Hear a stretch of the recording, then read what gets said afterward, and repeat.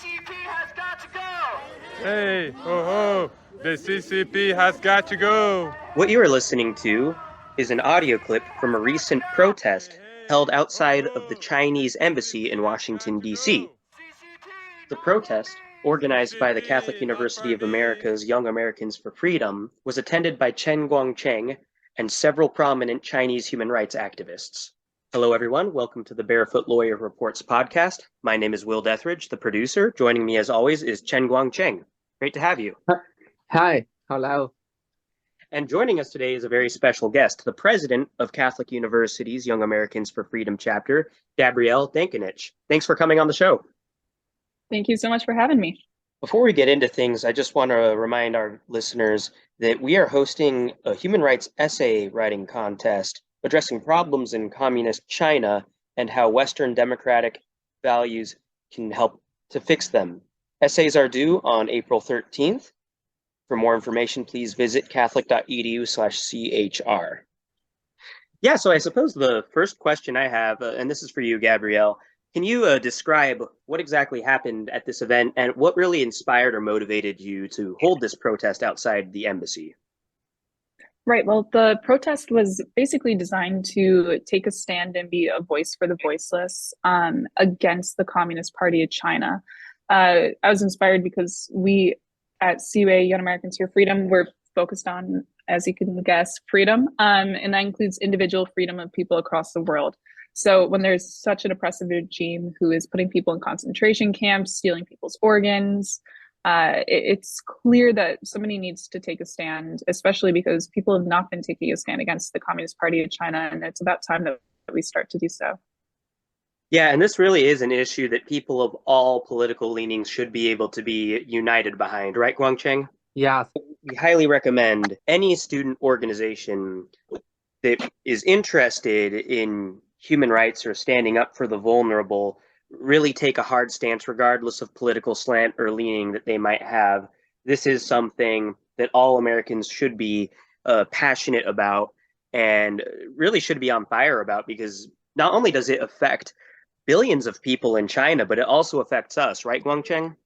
Yes. A lot of people in mainland China, but they don't have opportunity to oppose the current party. If they stand up to oppose the current party will order the police to harass them, kidnap them, and imprison them. So, a lot of torture happened in the black jail, real jail, and prison. Yeah. And, they're starting to bring a lot of that influence and a lot of those activities to other countries as well.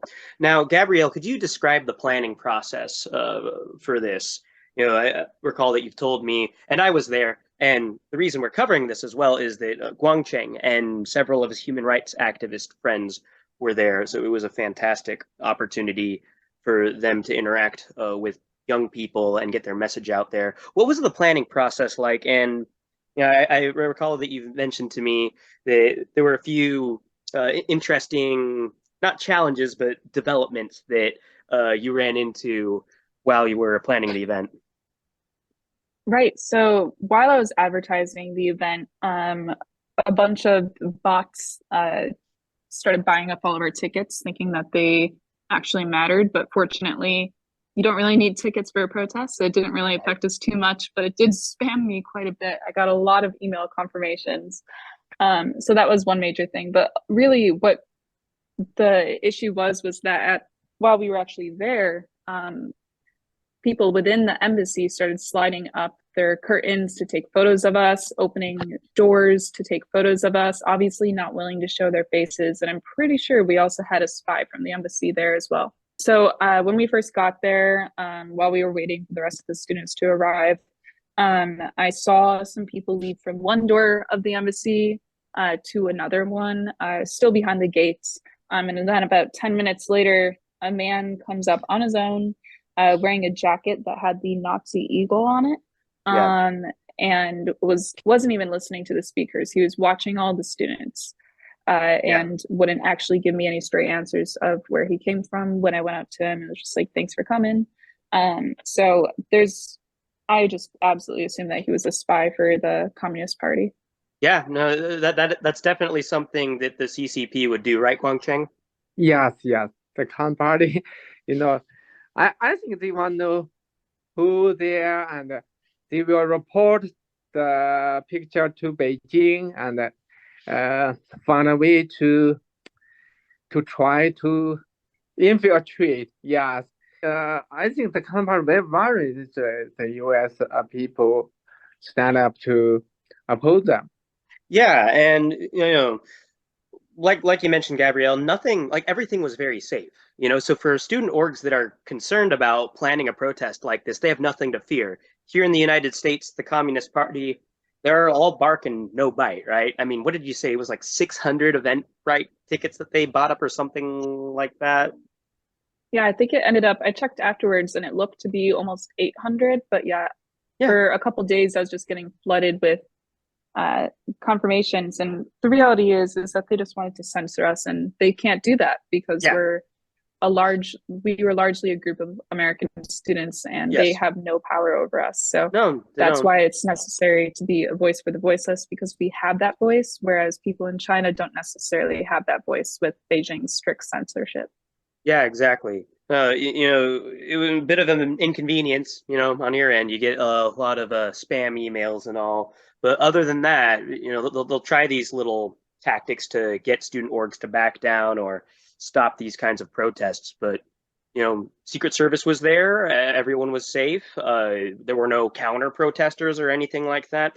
And yeah, I think it was a great success. It was wonderful to see all the people there. Like we said, we had a good amount of students show up, and then Guangcheng also brought a few of his human rights activist friends. Guangcheng, what was it like for you to be there with all these students? What was the energy like? How did it make you feel just being there? Yeah, I think that's very good. In fact, a lot of netizens look at and watch the video from some medias, and they feel that is very good because the young people understand how evil the Communist Party and stand up to oppose them. Yeah.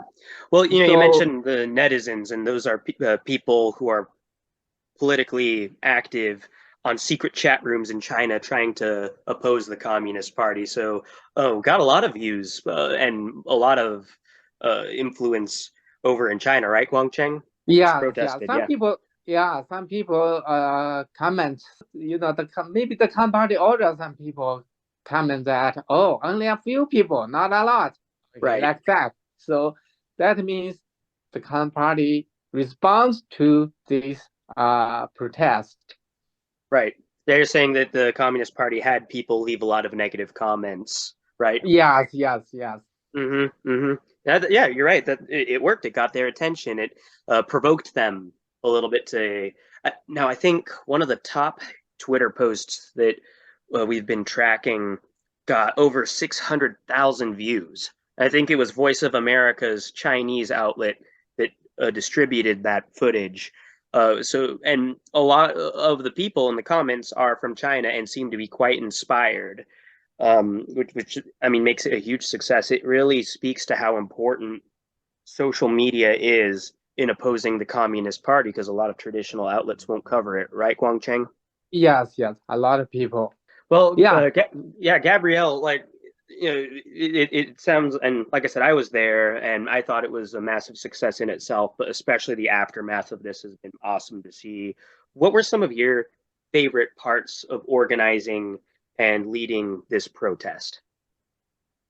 I'd say definitely seeing such a great group of people. We Hmm. had a bunch of activists and people that escaped mainland China here with some of my members of Young Americans for Freedom at Catholic University. So that was great, just seeing that interaction, and also seeing the energy that was there. People were extremely happy to be protesting the Communist Party of China, and I thought that was great. But definitely how upset we made the CCP. That's my absolute favorite part. That was my goal. I Yeah. wanted them to be uncomfortable, and it definitely worked. They sent a spy, and they were trying to troll us on Twitter, and they were constantly taking photos of us from inside the embassy. So Yes. that was my goal, and we achieved it. Yeah, yeah. You've been listening to part 1 of the Barefoot Lawyer Reports podcast, covering a protest held outside the Chinese embassy on March 25th, 2023. Check back next week for part 2.